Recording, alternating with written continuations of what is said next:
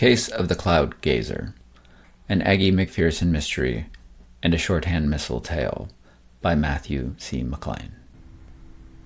Gladys walked a long ways up the rolling green hill before she realized she didn't remember how she had gotten there. She had come far enough to see that, along with 6 of its similar siblings, rounded each other to form a bowl, the bottom of which she was walking up from. This was fine, she decided, and sat down in the grass, happy to stare up at the blue sky and watch clouds roll by. It did seem strange, she decided, that such a lovely place was devoid of people.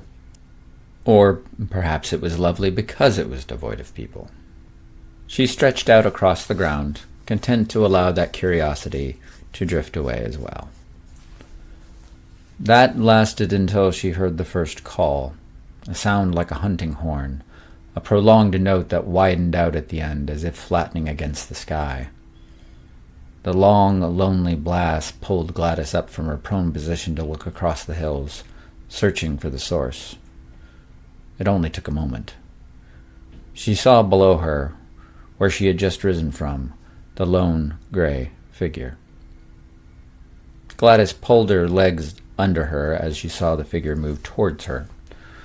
Whatever it was didn't look friendly. Its face certainly wasn't. It was dark and rough, as if it had been carved from bark, bent to resemble human features. Vertical lines had been cruelly dug out of its sinuous face. Those lines only bent to make room for the square mouth, which Gladys imagined splitting to reveal its many sharp teeth. Above this were its protruding globular eyes, circles that bugged out to stare at Gladys from an alien continents. Between the eyes was a crest that rose to the top of its head, to form something that looked like a shark's dorsal fin.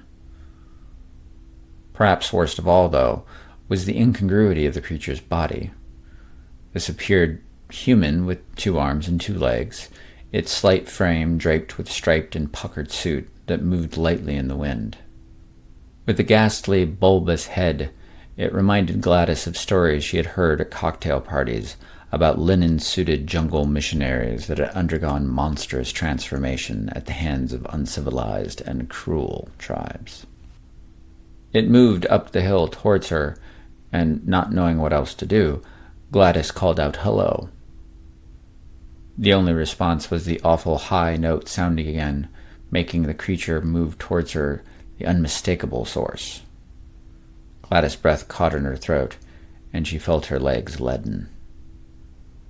Both fear and common sense told her to run, but she found her legs stiff with paralysis like that of a dream. She watched the thing's implacable advance until she was bursting to move, but when she turned away from the creature, she found her retreat blocked by the hill's edge. Nothing in front of her but a drop into the cold, blue river below. Gladys spun, coming face to face with the creature, its bulging eyes no more than a foot from her own. It held up a hand in greeting, an oddly normal gesture completed by the bright shine of paint on its nails. Its proximity caused Gladys to catch her breath, nearly falling backward off the cliff. "How long have you been screaming?" asked a hollow voice from behind the mask. "What?" "You've been wailing since you saw me. It's been a good 3 minutes.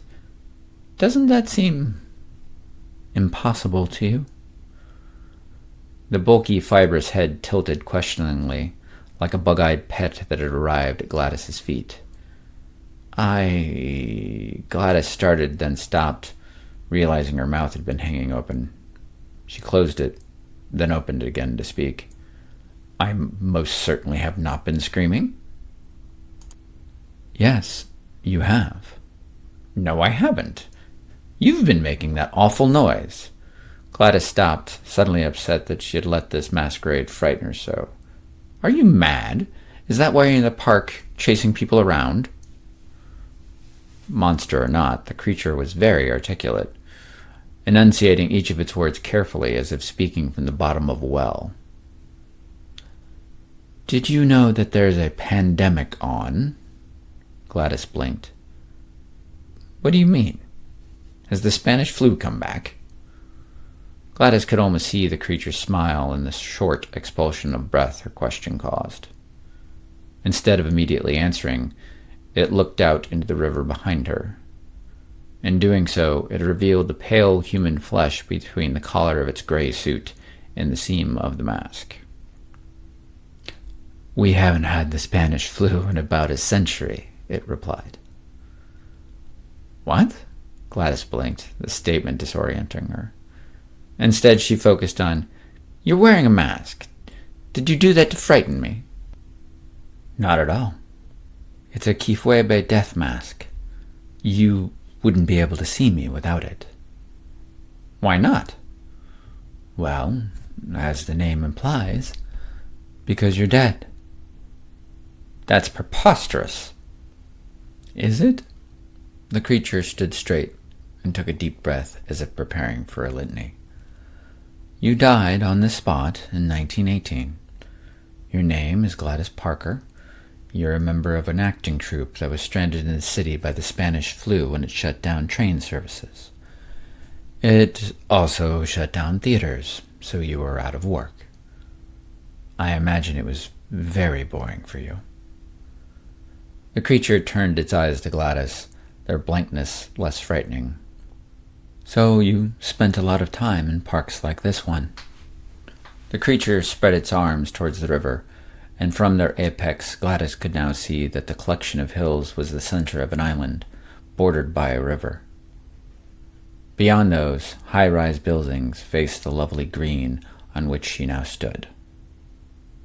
"If it makes you feel better," the creature continued, "you're famous now. You're the only ghost in town that walks by day." Reminded again of her supposed demise, Gladys looked around. For the first time in what felt like a long time, she saw the skyscrapers of the city beyond the park. They were taller, and more of them, than she had ever noticed before. After a time she said, "If I'm dead, how can you see me? How are we speaking?"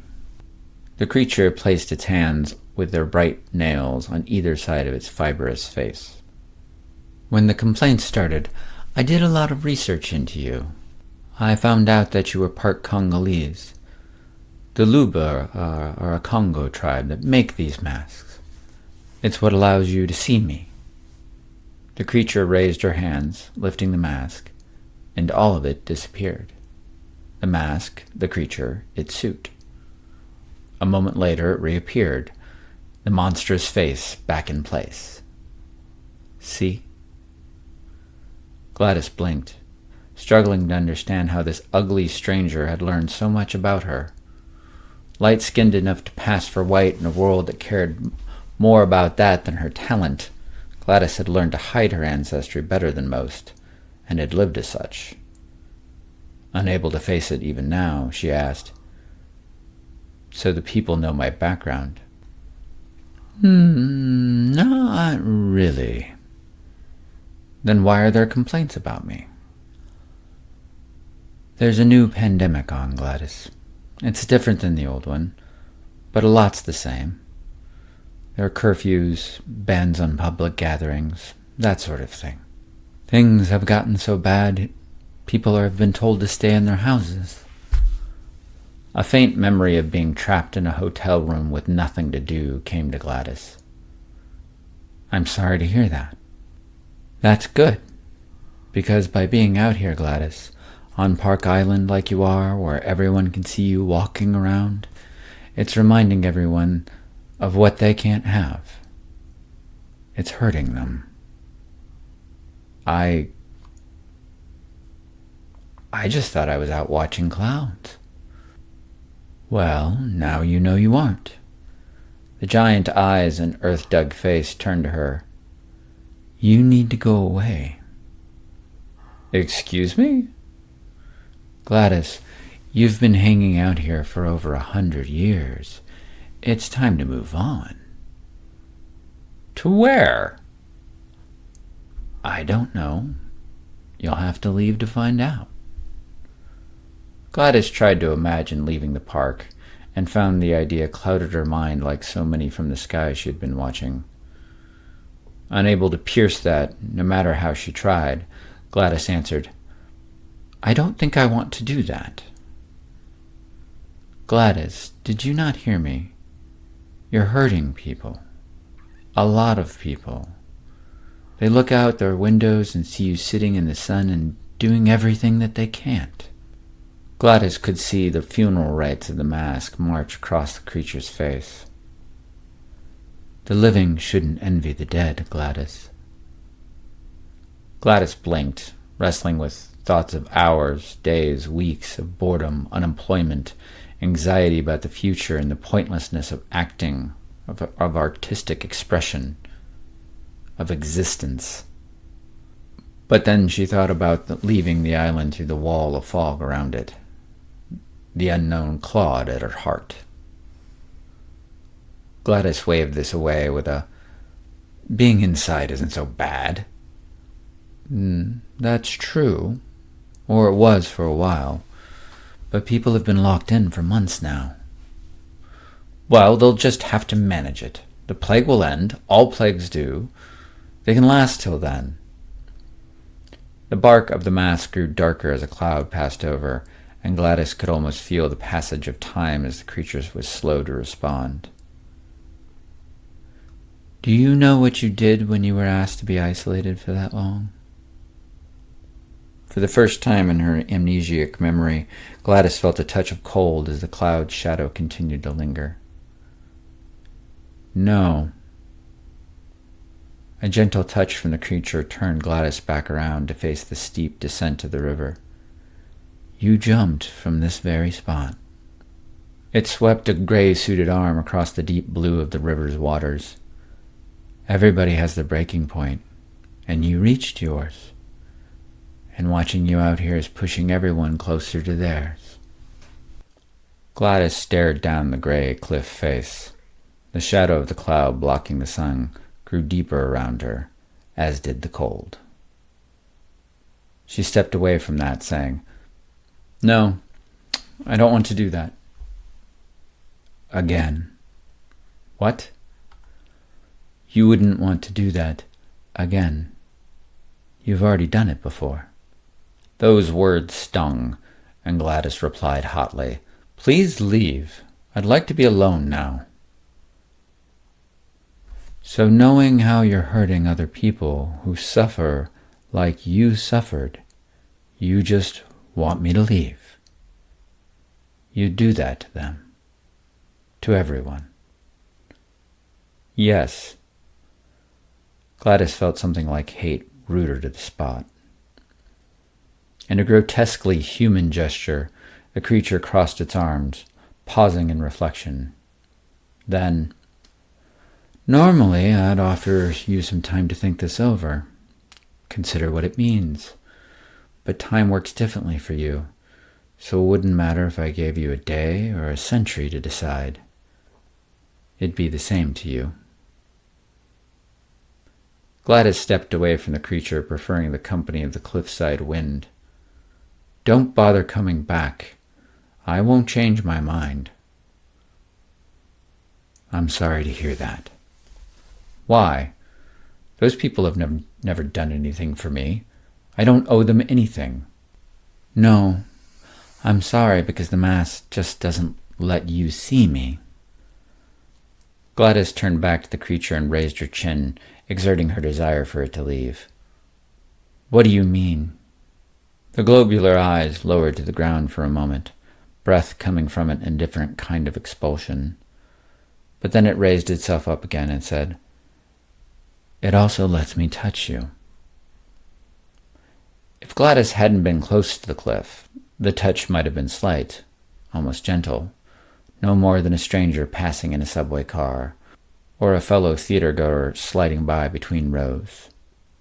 Here, though, Gladys felt herself fall back, into the embrace of gravity that had been a stranger for too long, the damp of the river reaching up to wrap itself around her like the clouds above. There was a descent, then nothing. Alone in a park that hadn't been without a ghost in over a century, Aggie McPherson took the death mask off, stowing it under her arm. She ran a hand through her bobbed hair, stuck to her scalp from the sweat of being under the mask, the wind from the river turning it cold. Looking down, she saw nothing but the ripples in the river as it moved around Park Island, heading out to sea. A duck, perhaps wary of Aggie after the park's lengthy vacancy, sat near the cliff's edge and eyed her. It continued to stare, transfixing Aggie, until the exorcist returned its gaze. "What?"